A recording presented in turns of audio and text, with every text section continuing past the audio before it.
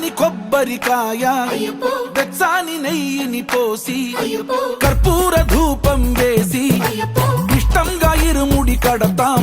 నువ్వు ఎత్తుకుంటే చాలు ఎన్ని పూనకాలు కంఠమెత్తి పాడుకోగా కన్ని స్వామి కదిలిరాగా ఇరుముడి కట్టు కట్టు కట్టు కట్టు కట్టు ఇరుముడి కట్టు ఎక్కు ఎక్కు ఎక్కు ఎక్కు సారి మల్ల ఎక్కు.